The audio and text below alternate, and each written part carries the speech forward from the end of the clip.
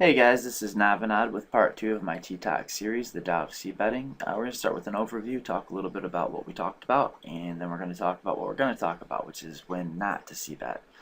In the first video, we talked about the reasons why it makes sense to make a continuation bet. We actually asked the question, does it make sense to default C bet when check to as pre-flop raiser? And we asked the question, does it make sense to default check to the raiser?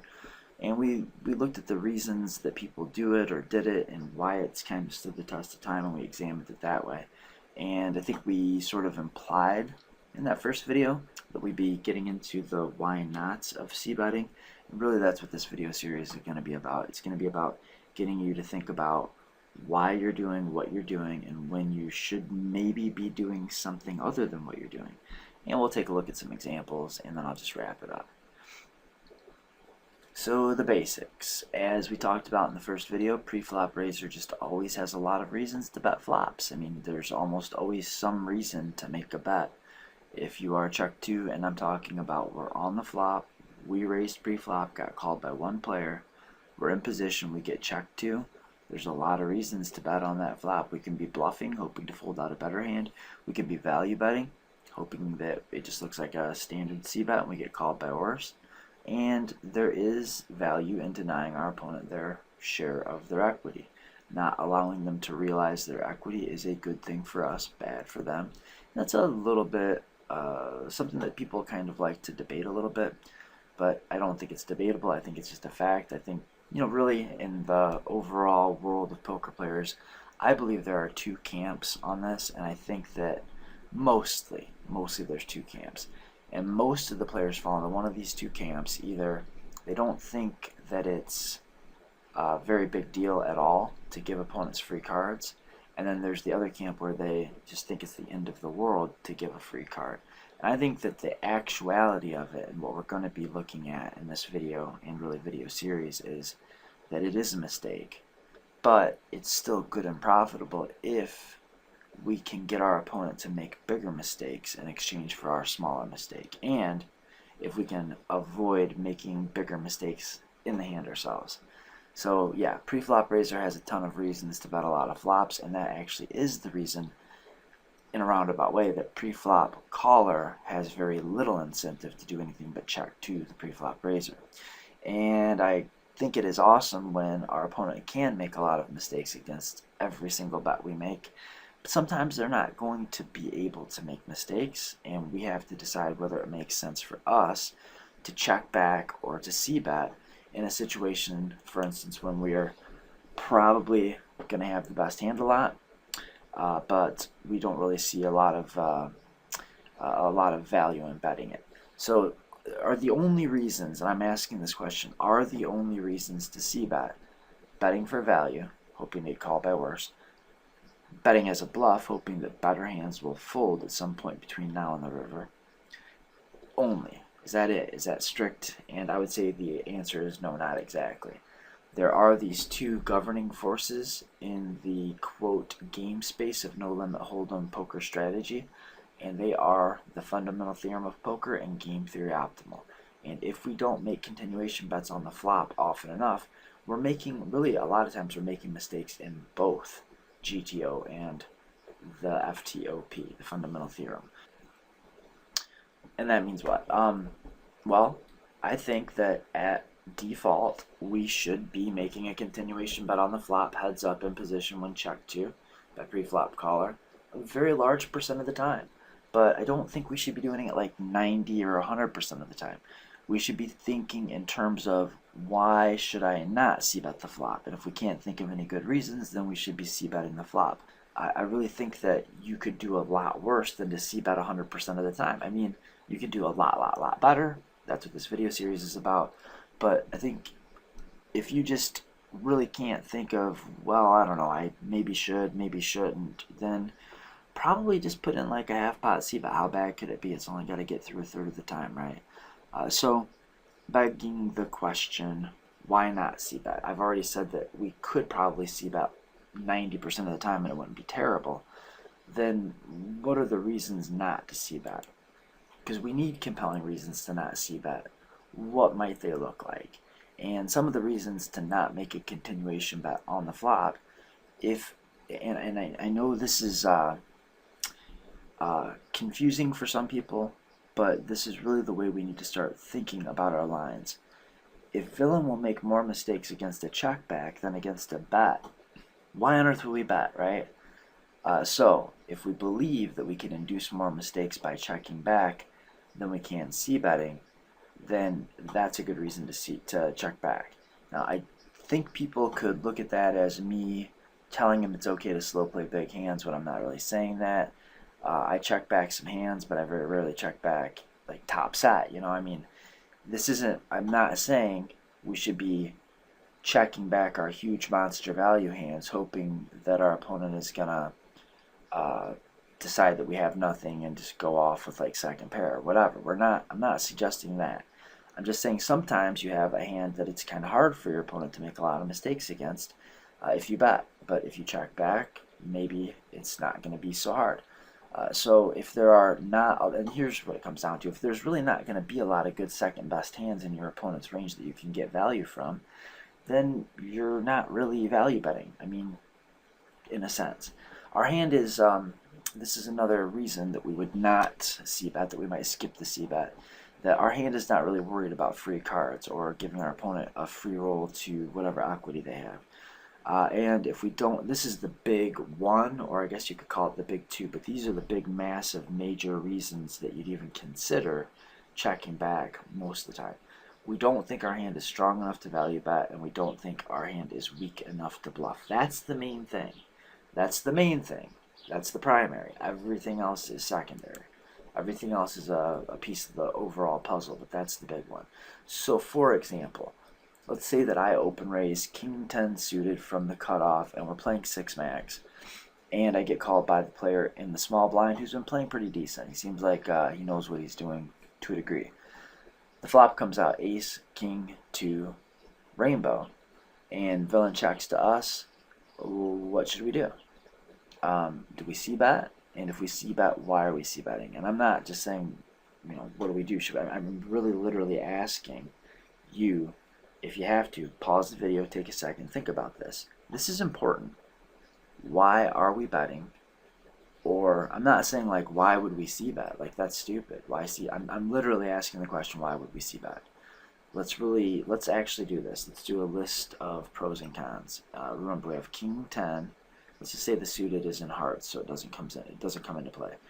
We get to the flop of Ace, King 2 in position against a decent player who flat called pre-flop from the blinds, and we are in late position.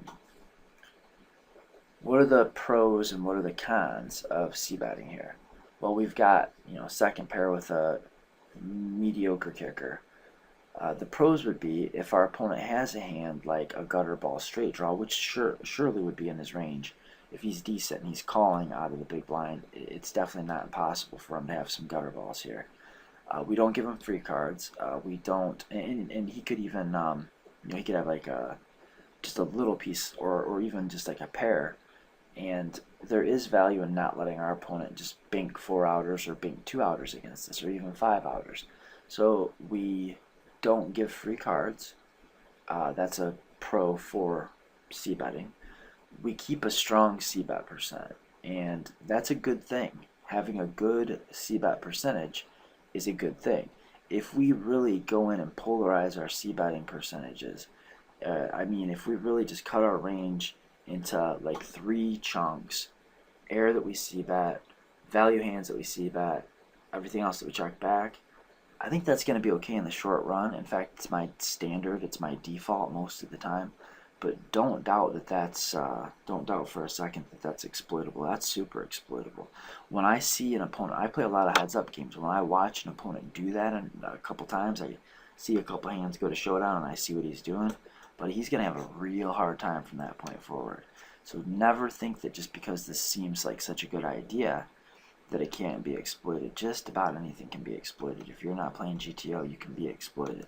So another pro as to why we might want to bet the hand here is because we're going to be c-betting a lot, and here we likely do have the best hand, and we want to find out if we don't, right? So a lot of players would just c-bet this flop, for information, and I don't think that's a good reason to c-bet, but it's, there's got to be some value to it, and there is value in it. I think the biggest value is not so much to find out whether or not your opponent has an ace, which I think is why most players would just mindlessly c-bet. I think the bigger thing is that if we do check back, what are we going to do when we face aggression, which we almost surely will, on later streets? When he barrels, the turn and river, we're really going to have we're going to have a tough decision to make. So those are the pros are, stop him from sucking out on us for free. Keep a good c-bet percentage up, and that makes it less profitable for your opponent to call you with hands pre-flop, because if he's, if you're not c-betting, just let's take it to an extreme and say you literally never bet the flop. If you never bet the flop, then I'm going to call you a lot wider out of the big blind, because I know I can profitably, because I'm not looking at 3 cards, I'm looking at 4 cards. So whatever your, probably if you say had like a 2.5 times the big blind raise sizing, if you have a high c-bet percentage versus a low c-bet percentage, I might cut out a lot, or it might change a lot of the hands I will or won't decide to call with pre-flop. If I know you're going to be checking back a ton, I can play like anything that's even marginally suited and or connecting, right? Anyway, so there are some pros. We don't get lost in hand as often. We keep it simple. We don't give free cards. We keep our percentages in line. It looks normal, maybe we get to this flop of ace king 2. We have king 10. Our opponent is a game theory expert and a professional hand reader. He's just really, really good at poker. And when we check back, he either just knows exactly what we have, he just puts us on exactly like a mediocre king, and really can make life complicated for us, or not make any mistakes against us, and do things like check raise the turn, or just really overbet the turn, and then jam the river, which is going to put us in a really ugly, awkward spot. So I guess let's look at the cons, and then I'll tell you what I do. The cons are we very rarely get called by worse. Like, we're in late position, opening in a 6 max table, and we're probably going to have a lot of aces in our range. Not only are we going to be perceived as having a lot of ace-x hands, but we really literally will have a lot of ace-x hands. So when we c-bet this, are we really c-betting for value? Because if we're c-betting for value, it's kind of like we're over-representing our value hand. Anytime you're about to take an action that over-represents a value hand, or a decent valued hand, you really need to stop and consider whether you're doing something wrong or not. The villain's probably just never going to fold a better hand when we c-bet here. So the value that we have in our second pair with a decent kicker is just wasted. It's out the door. If we're going to c-bet this spot, then I think that we may as well not even look at our hand. And if we're going to c-bet, this is maybe the worst hand, in my opinion, that we could make a continuation bet with on this ace king deuce flop. King 10 is probably the worst. If you're ever going to check a hand back on that flop, then this would be the time to do it. It not only is it unlikely to make us money, but it could get us raised. If we get check raised here, we're probably just going to have to fold and be done with the hand. And now not only did we not get value or fold out a better hand, we lost the pot we could have got the showdown and won with. Things to think about, right? These are the things to think about. Now, the big main premise, and this surely has got to be our default consideration when thinking about c-betting the flop or checking it back. Can we be called by worse? Will we fold out better? And I mean, of course, on this street right here, right now, but I also mean moving forward in the hand. We do have to be forward thinking. We have to think about what cards can come on turns and rivers. What's that going to do for our perceived range, our opponent's range, and what it's going to do to our actual hand equity, the equity distributions, fold equity. There's a lot of things to consider down the road, but it has to start with this. If I'm bluffing, am I getting enough folds here or not? And if I'm value betting, am I going to have the best hand, at least, well, greater than half the time when I'm called? So that's the default consideration. That's the primary. Everything else is secondary. If villain is not going to be making a ton of mistakes, against our bets, then how are we going to be profiting? If our opponent is not making mistakes, then we're really not making money, right? Now, here's the other end of the coin, and I've never heard anybody talk about this, but I think it's huge. And I'm just going to put this big fat however. If we have to make a decision between allowing our opponent to make a perfect fold or making a mistake ourselves, is it really as clear cut as it sounds? There's a lot of factors that need to be weighed out here in this decision to c-bet or not c-bet, even when it seems unlikely that our opponent is going to be able to make a lot of mistakes against our bet. If our opponent's drawing live against us and we don't bet, then we're making a mistake. That mistake costs money, and it's got to be one of the factors that we weigh. So is it really clear cut, super straightforward? No, I don't think it is. I think we've got to weigh a lot of factors even before doing something as quote simple or quote standard as checking back a hand that's too strong to bluff and not strong enough to value bet with. The hand factors that'll come into play are, will villain make a lot of betting mistakes on the turn? That's part one. Part two is, can I call him if he does? So I've got this hand where I don't feel like it's weak enough that I should be bluffing with it. I don't think it's strong enough that I can bet and be called by worse, so I can't really value bet it. So then maybe I should just check back. But why are we checking back? We have to have a reason. Remember, in the absence of any reason, a clear-cut, good, definitive reason to check back rather than c-bet, we probably ought to be default c-betting. So if we don't have a pretty good plan here, then we shouldn't be checking back on the flop. So when we are pre-flop raiser, we get called, we go to the flop, in position, heads up, villain checks. Will villain make a lot of betting mistakes on the turn if I check back? Is he going to bluff with his entire range just because I underrep my hand? If so, that could be fantastic, as long as I have a hand that's strong enough to call, at least on the turn. So the other considerations would be, will our opponent call down lighter once I underrep my hand? And I think one of these two at least, and it's very often both of these two, will be in the affirmative. I think very often when we check back the flop as pre-flop raiser, we're going to get let into on the turn. And I think a lot of players in today's game, what we're going to be looking at is once we check back the ace-high flop, we're going to be looking at a turn bet, and very often we're either going to see a check call on the river or we're going to see another barrel on the river.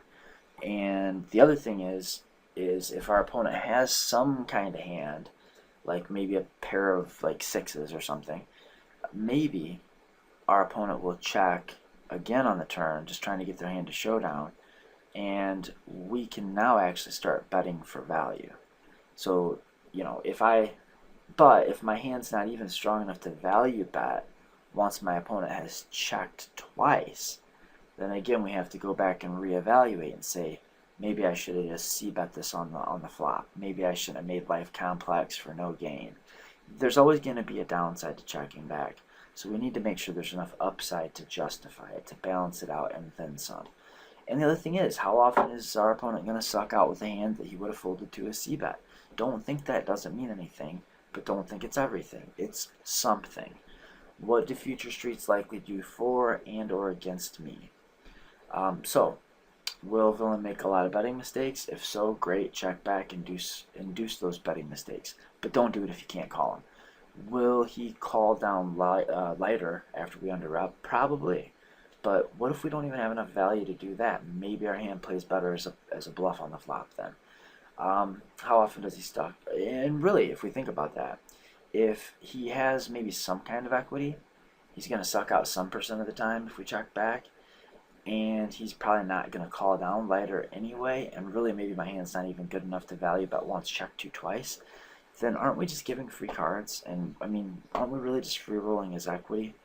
So really we have to think about, I am making a mistake by checking the best hand when my opponent is drawing live against me. It's not even debatable. We just really accept that truth. I'm asking you to accept that truth. It is a truth. It is a mathematical fact. So we need to be able to trade this mistake we're making. Not betting the best hand when our opponent is drawing live against us absolutely is a mistake. So we have some downside. We need to be able to make up more than make up for it in upside. If we don't have that upside potential, then maybe we ought not be checking the flop back to begin with. So let's look at a couple examples. This would be what I would call pretty much an ideal situation to check back.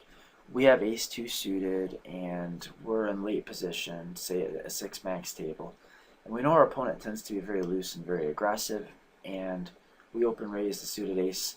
He calls out of the blinds, and the flop comes out ace of clubs, 4 of diamonds, jack of spades, giving us top pair, no kicker, and runner wheel draws, and backdoor nut flush draw.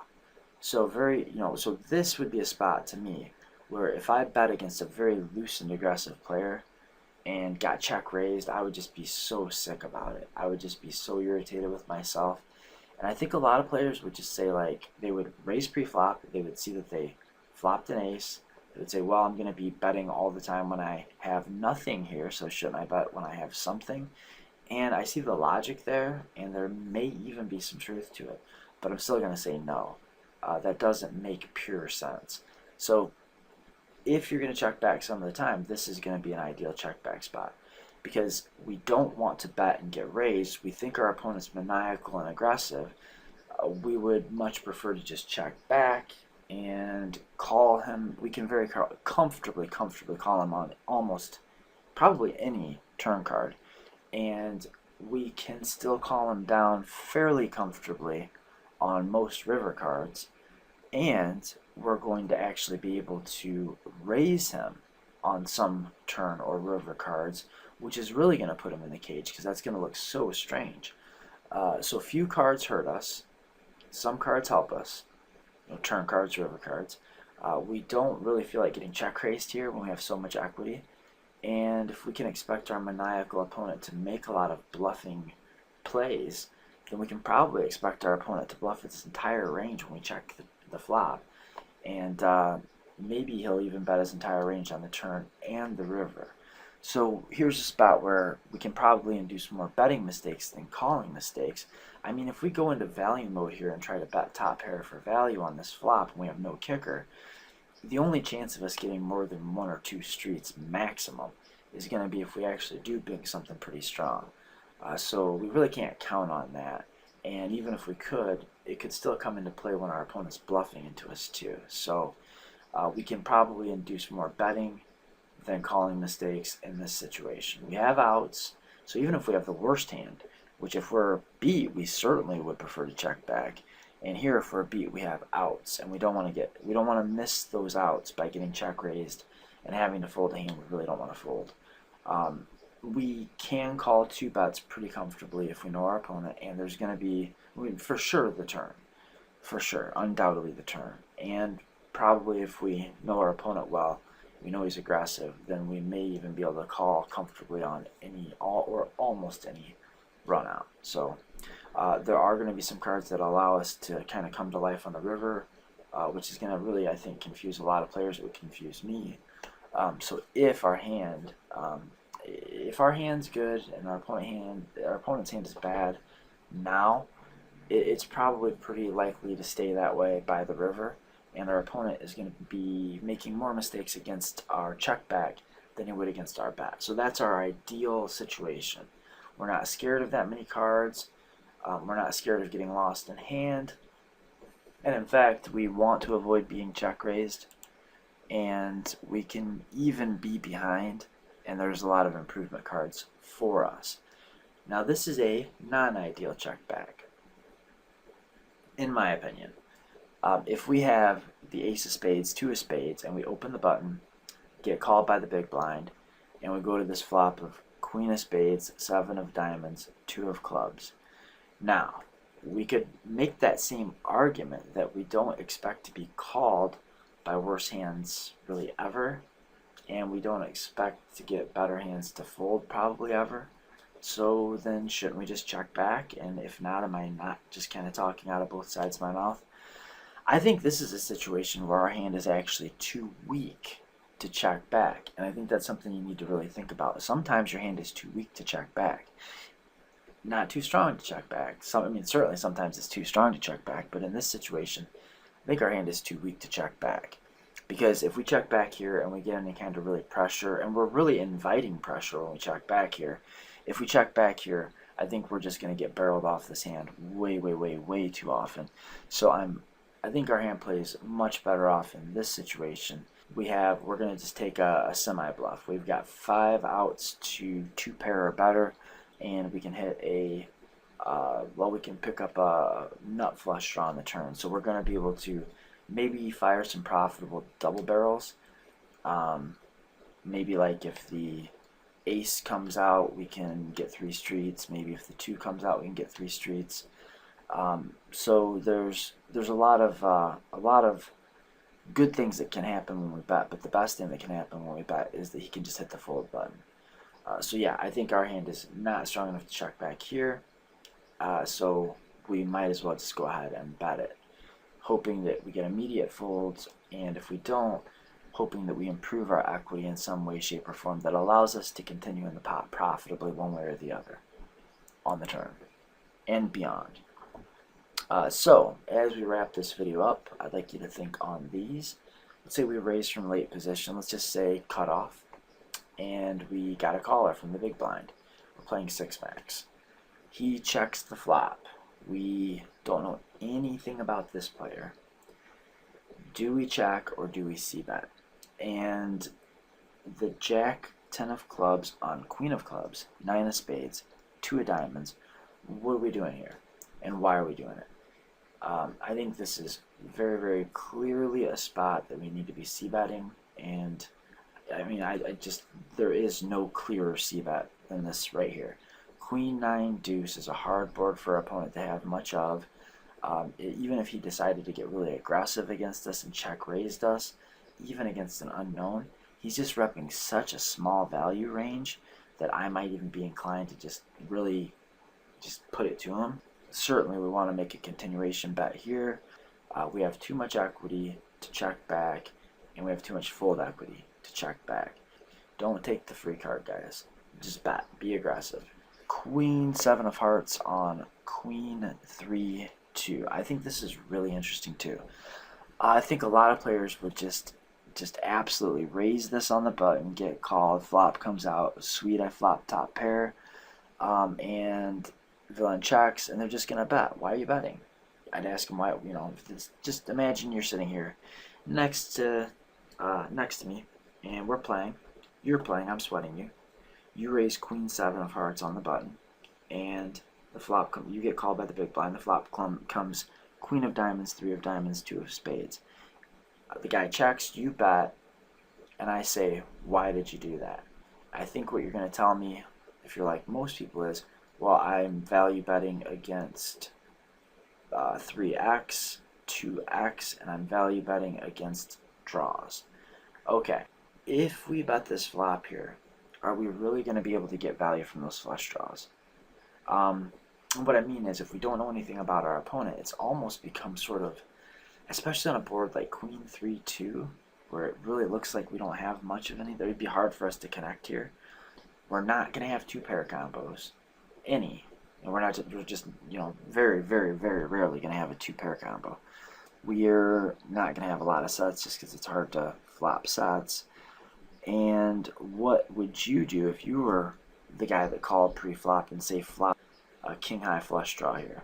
Because I know what I'd do. I would check raise this all day. So if I have like the king 10 of diamonds and I see this flop, and I check and the player makes a c-bet, I'm check raising for sure. So I think this is a spot where, even though we think we're going to be getting value from the diamond draws, I don't really know how much value we're going to get from diamond draws, because I don't know how often we make it to the river against a diamond draw with the best hand. Because remember, the diamond sometimes gets there, and sometimes we just can't call. So I wouldn't hate a check back here. The other type of hand you're most likely to get called by if you bet is obviously going to be a queen X. And if he's got a queen X, it's almost certainly going to be better than our queen X. So some of those spots are just not that clear cut, but I think you should probably spend some time looking those over, go through them, and I mean, definitely feel free to send me your opinions, post questions, anything like that. But in conclusions, when should we not see bets? Here are some of your not see bet incentives. Villain's unlikely to call with worse or fold better. The flop is static, it's not volatile, so we're very likely to be way ahead or way behind. We believe we can induce more mistakes than the one we ourselves are making when we decide to check, knowingly check what is likely the best hand. And that's very big. That's huge, huge, huge. And I really want you to think about that. I don't think the question is, can we induce mistakes? Sure, you can induce mistakes by checking back and under-upping your hand against almost anybody. But we have to be able to induce more mistakes than the one we ourselves are actually making by checking back the best hand. The other thing is we have to have a very clear plan as to why this check back is likely to be profitable. If we don't know how the check back is going to make us extra money, then there's probably not a lot of incentive for us to check back when we are pre-flop raiser. We got called by a player who's out of position. The flop has come out. Our opponent has checked to us. We have the decision. If we don't have a good money-making plan for checking back, I think our default option should be to make a continuation bet on most flops most of the time against most opponents. And that's going to do it. So until next time, this is Navinad, and good quote luck, end quote.